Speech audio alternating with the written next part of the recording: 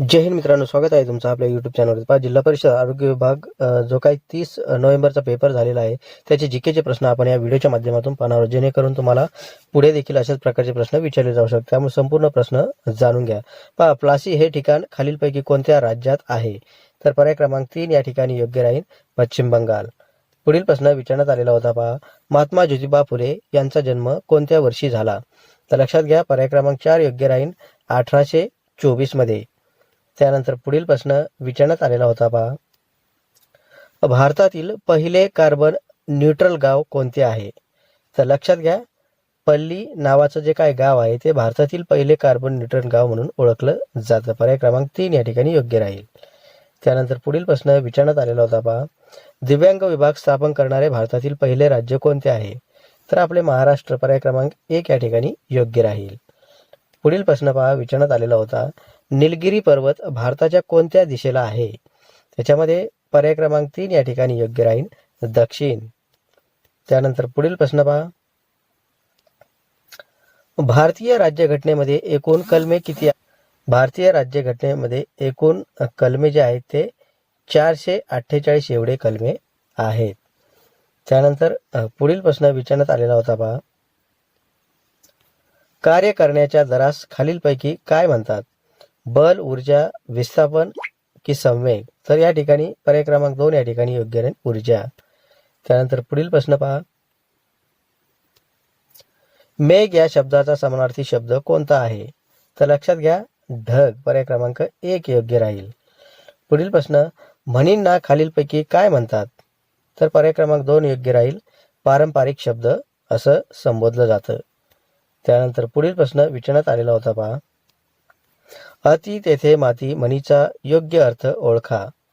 पहा, पर्याय क्रमांक 3 या प्रश्नाचं योग्य उत्तर राहील अतिरेक किंवा अति नुकसानदायक असतो। अतिरेक हा नुकसानदायकच असतो। पर्याय क्रमांक 3 या ठिकाणी योग्य राहील। त्यानंतर पुढील प्रश्न पहा, हे व्याकरणावरचे प्रश्न विचारण्यात आलेले होते। वाक्प्रचार यांना खालीलपैकी काय म्हणतात? संबोधन वचने, पारंपरिक शब्द, काव्यपंक्ती की भाषेतील संप्रदाय? तर पर्याय क्रमांक 4 या ठिकाणी योग्य राहील भाषेतील संप्रदाय। त्यानंतर पुढील प्रश्न पहा, विडा उचलणे या वाक्प्रचाराचा योग्य अर्थ सांगायचा आहे। तर पर्याय क्रमांक 1 या ठिकाणी योग्य राहील प्रतिज्ञा करणे।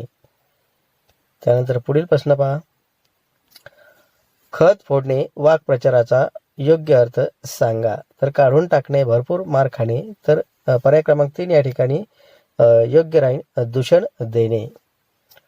त्यानंतर पुढील प्रश्न पहा, रशिया हे गीत कोणत्या राज्याशी संबंधित आहे? तर पर्याय क्रमांक 3 या ठिकाणी योग्य राहील उत्तर प्रदेश।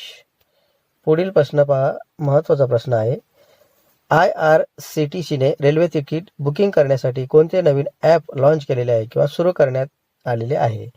तर पर्याय क्रमांक 3 योग्य राहील कन्फर्म तत्काळ नावाचं ॲप सुरू करण्यात आलेलं आहे। पुढील प्रश्न पहा, RTI अधिनियम कोणत्या वर्षी पारित झालेला आहे? तर आपल्याला माहिती आहे 2005 साली। बऱ्याच वेळा याच्यावर प्रश्न सुद्धा विचारलेले आहेत।